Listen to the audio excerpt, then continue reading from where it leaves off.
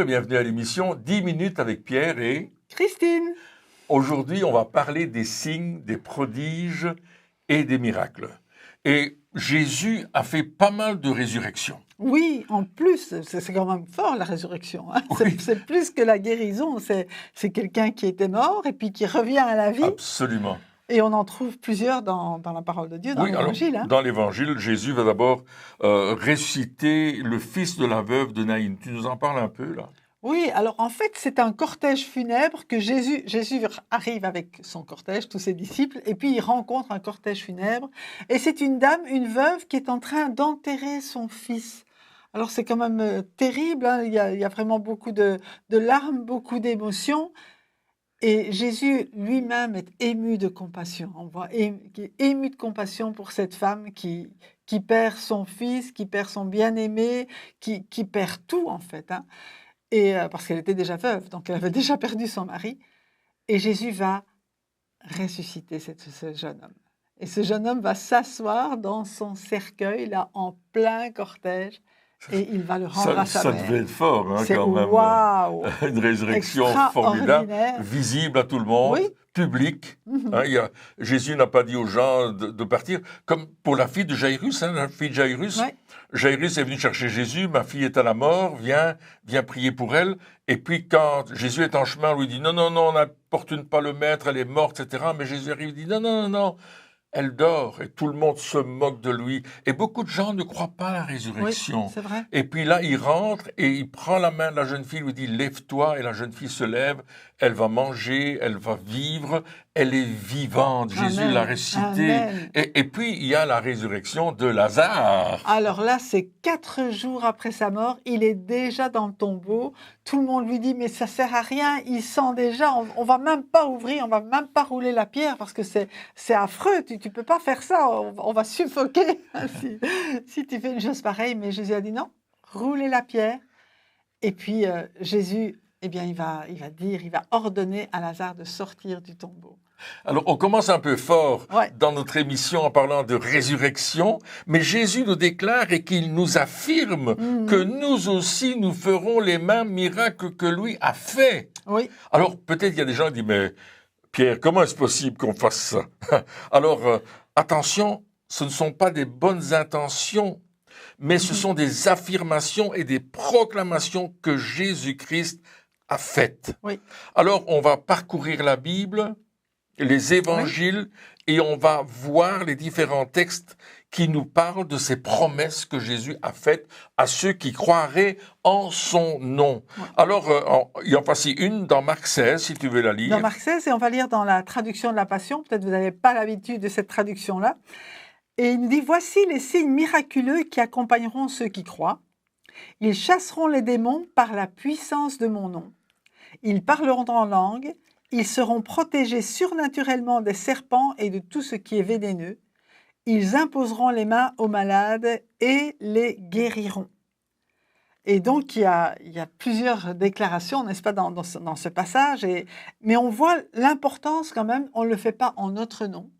On ne le fait même pas pour faire comme Jésus, on le fait au nom de Jésus, par la puissance de son nom, parce qu'il nous a revêtus de cette autorité et parce qu'il nous a donné son nom justement pour pouvoir agir. J'aimerais revenir dans le texte parce qu'il y a une déclaration qu'il faut prendre avec sérieux. Il nous dit, ils prendront des serpents et ne seront pas blessés, du poison, ils vont le boire et ça ne leur fera pas de mal. Alors, qu'est-ce que ça peut signifier comme déclaration? Prendre, ramasser des serpents, c'est une image de la victoire sur notre ennemi. Amen. La victoire sur la puissance des ténèbres. Et c'est ce que Jésus dit d'une façon claire dans Luc chapitre 10, verset 19. Tu veux nous lire, Christine? Il nous dit « Je vous ai transmis mon autorité pour piétiner le royaume des ténèbres. » Alléluia. « Vous foulerez aux pieds tous les démons qui se présenteront à vous et vous vaincrez tous les pouvoirs que Satan possède. Absolument rien ne pourra vous nuire lorsque vous marcherez avec cette autorité. » Et ça nous fait du bien de parler comme celle-là. Hein. Encore une fois, la traduction de la Passion qui nous fait voir le texte d'une autre façon. Mais il y a cette puissance, cette autorité que Jésus nous donne, et ça va fortifier, booster notre foi En Jésus-Christ. En Jésus-Christ. Alléluia, c'est très, très important. C'est toujours lorsque nous gardons nos regards sur lui et que nous lui faisons confiance à lui. C'est pas seulement notre parole, mais c'est sa parole à travers nous qui a autorité et c'est sa promesse. Et alors c'est vrai qu'on voit sur le royaume des ténèbres, mais même par rapport au serpent, quand on voit que Paul a pris ce serpent, qu'il a été mordu et que ça lui a rien fait. C'est aussi, je veux dire, c'est au sens propre et au sens figuré qu'on vient de voir ici. Voilà. Et pareil pour les breuvages mortels. Oui. On a beaucoup d'exemples de personnes qui ont bu des breuvages mortels parce que c'était la façon dont la famille voulait les faire mourir parce qu'ils étaient devenus chrétiens. Et ça ne leur a rien fait non plus. Tout à fait. Et on connaît ces personnes de façon personnelle. Alors, l'expression boire du poison, ça pourrait dire aussi, ça pourrait parler des paroles empoisonnées. Ah oui. Absolument. Que certaines personnes disent aux chrétiens, des paroles toxiques, vous savez, des paroles d'accusation, des paroles de condamnation, des paroles de culpabilité, de doute, qui sont proférées par l'ennemi de notre âme contre Christ et contre nous. Oui. Et chaque jour, nous devons faire face à ce genre d'attaques au travers desquelles l'ennemi cherche à nous déstabiliser. Alors, le psaume 91, verset 13, nous dit quelque chose d'important. Tu marcheras sur le lion et sur l'aspic, tu fouleras le lionceau et le dragon. Puisqu'il m'aime, je le délivrerai, je le protégerai puisqu'il connaît mon nom. Waouh, quelle promesse extraordinaire de savoir que la protection de Dieu est sur nous qui l'aimons et ça n'a pas de limite. C'est notre amour pour Christ oui. qui va faire la différence, qui doit être le moteur de nos actions. Notre amour pour Jésus. C'est vrai. Ces actions auront pour conséquence les signes, les prodiges et les miracles.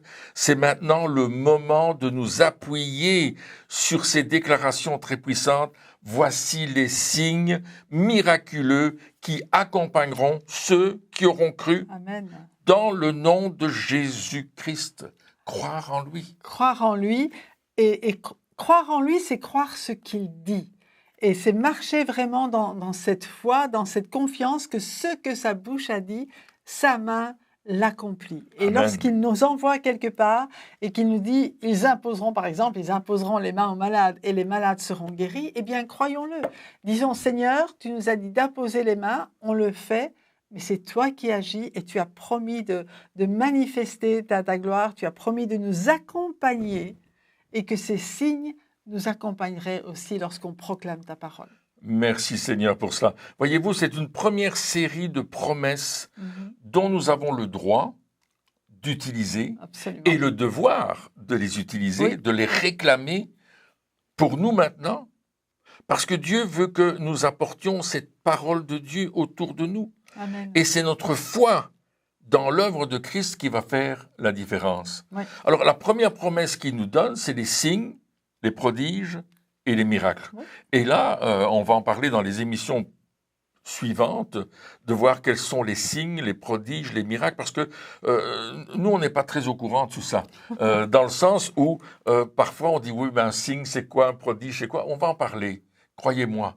Dieu fait plus de signes, de prodiges et de miracles que nous ne le croyons. C'est vrai. Et c'est une promesse que Dieu nous donne à nous, ses enfants, qu'il va accomplir ces signes à travers nous. Il va nous accompagner. Je voulais dire accomplir et accompagner parce que c'est important. Deuxièmement, il y a l'autorité pour marcher sur le royaume, piétiner, comme il dit dans le texte, le royaume de l'ennemi.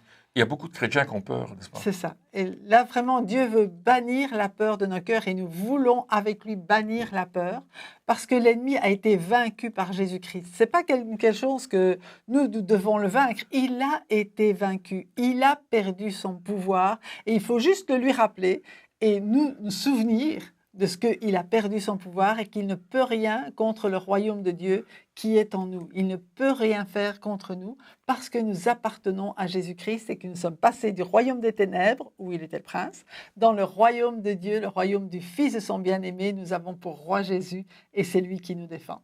Amen. Et puis, la dernière chose, c'est que nous avons la garantie de la protection divine. Amen. Alléluia. Il dit, tu fouleras le lion et l'aspic, tu marcheras dessus, rien ne te fera du tort. Merci Jésus, rien ne pourra nous nuire. Alors, soyez bénis. Merci d'avoir été à l'écoute et on se retrouve dans une prochaine émission de 10 minutes avec Pierre et Christine. Au revoir. Et à bientôt.